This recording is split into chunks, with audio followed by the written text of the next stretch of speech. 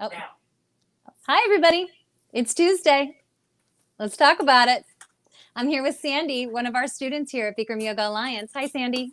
Hi, Jennifer. Great to see you. Oh, thank you so much for being here. I can't thank you enough. You are so welcome. It's my pleasure to be here and tell everyone about what I've gained from doing Bikram yoga. That is wonderful. I mean, what I've gained from Bikram Yoga is that I have students like you to come in and talk to me and share your practice with me. This yoga is all about community. It's about commitment. It's about taking the hard right over the easy wrong. And we spent 3 months apart, and you stayed connected with us, and we had some seriously wonderful moments during that time. So, but I would love to ask you how you got started with yoga. I mean, what brought you into the yoga room? Okay, well, I was doing a Bible study, and one of the people in my group had the similar hip problems that I had, hip pain, and she said, Bikram yoga. And Okay. she told me, wear a bathing suit. It's very hot, bring a towel. And in March, I think it was 5 years ago, I came. And I tried to go every day for an entire month because I noticed changes right away. I knew I had to stretch out, and I am now pain-free. My body is healthy again. I mean, I have my life back. That is amazing. That's amazing. 5 years ago. I Mm-hmm. mean, that's usually we start talking about living in downhill, and to think about that you are probably just at the beginning of this exciting journey of getting stronger and healthier. Definitely. I had exercised all my life, but my body was imbalanced because muscles had knotted up. My hips were rotated. I had been to a spine doctor. They had given me painkillers. I was doing physical therapy. It wasn't helping. This Mhm. is what Bikram yoga helped me. I'm so happy. What was it like being quarantined? You know, in the beginning, I was doing it on my own, and you just don't hold the postures as long as the instructors. And once the classes went live and we could stream them at home, that made such a difference in my practice. I actually got better in my practice. I could hear the words more. I wasn't distracted by the heat because that's a distraction, especially for new students. And it took me 4 or 5 years to get used to the heat. Hmm. But working, once the instructors were doing the classes, they were enthusiastic, which was fabulous. And it was like being in the studio, except for the heat. That's so exciting. I mean, that's wonderful to hear that the online version is working for Mhm. you, because it's still available. I mean, quarantine is over, but back to business as usual is in the very far away future. Yes, it So is. it's good Mhm. to know that the online interface is still working, and that it's helpful for a beginner, someone who's maybe nervous Oh, about the heat. So it's actually perfect for them. And I mean, you can make improvements in your body just by streaming the classes and doing it and listening to the words. I mean, that's the important thing. I have a mirror at home, so I can really focus on, am I doing this right? And then when I've come back into the studio, because you guys have just reopened, I've asked some of the teachers about little questions I had. So I mhm. was able to get those questions answered. Do my elbows go down? Do I do this? Do I do that in this posture? That's So that's. fantastic. Mhm. Well, it was a question actually that you asked me during quarantine that brought us here today.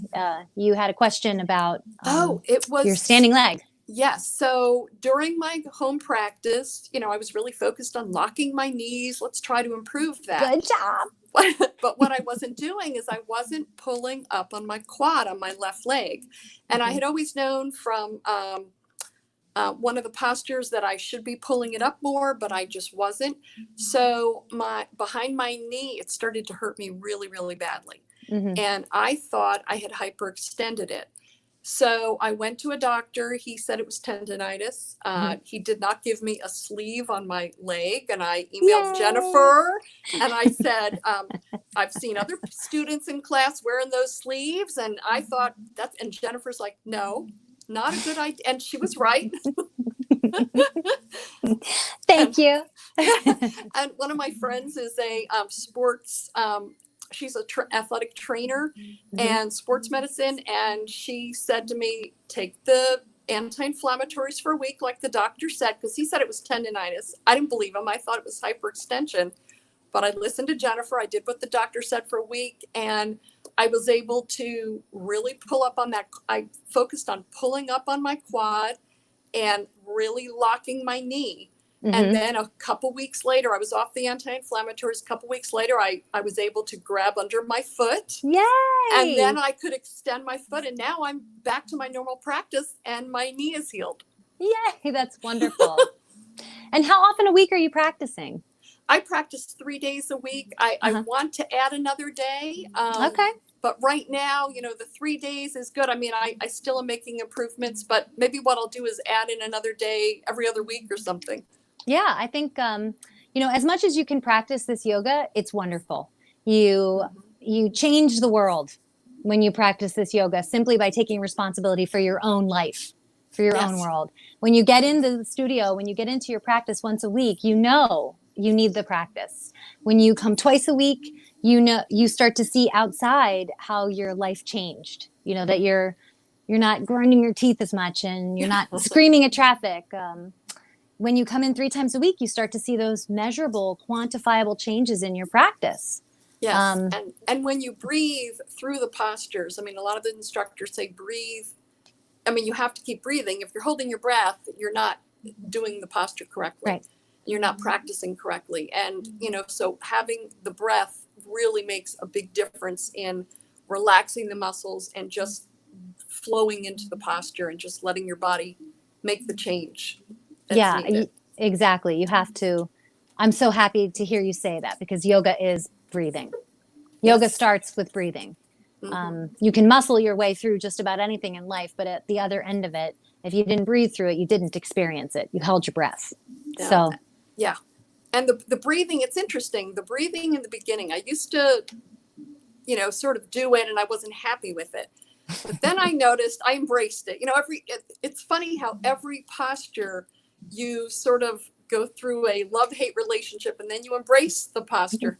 So embracing the breathing, by the end of the first breathing exercise, my body would be sweating.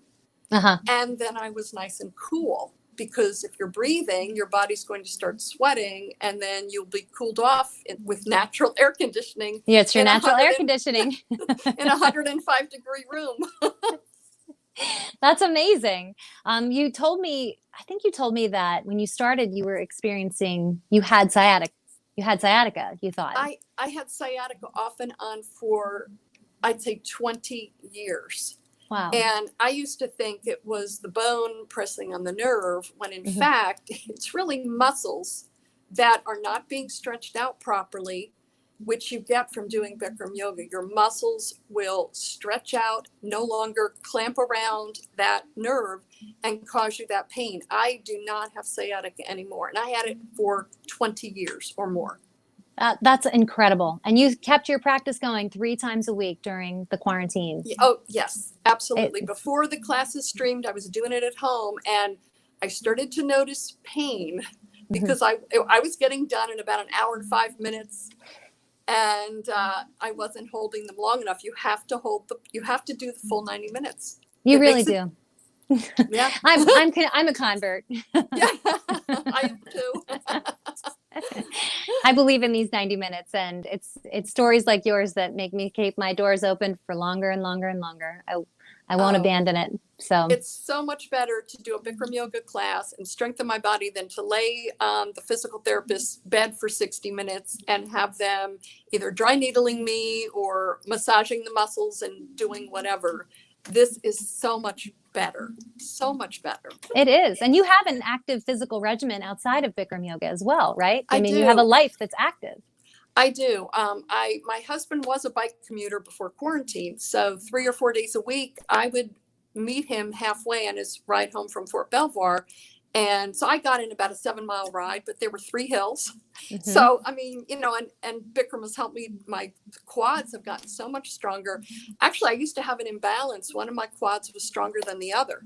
And Bikram resolved that issue. Bicycling didn't do that. All the other exercises I didn't do that. It was Bikram. Yeah, it's amazing. Yeah, it's never too late. You can always start a Bikram practice and change your life. I learned to embrace triangle because that Yay!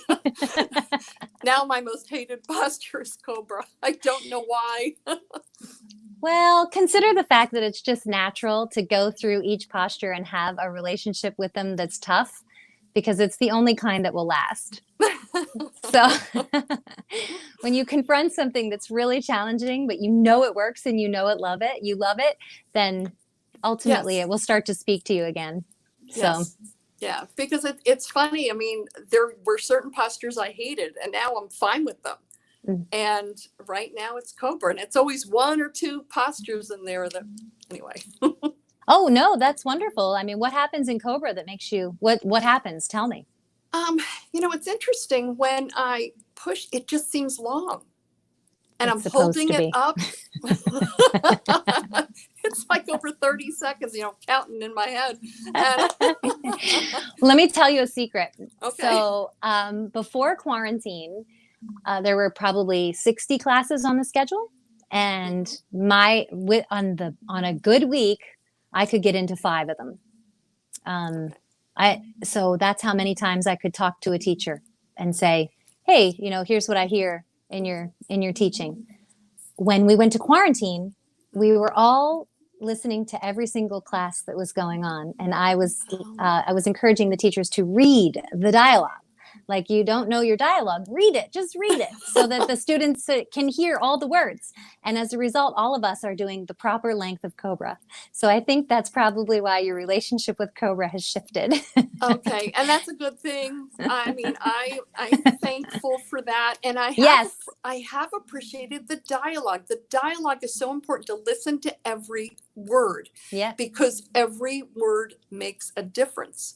I even now, when I go back in Camel, when Michael says, "Do it with me," and I Yes. lean back and I grab my one heel, and I used to just sort of grab the other one right away, and now I'm being patient and Wonderful. little things.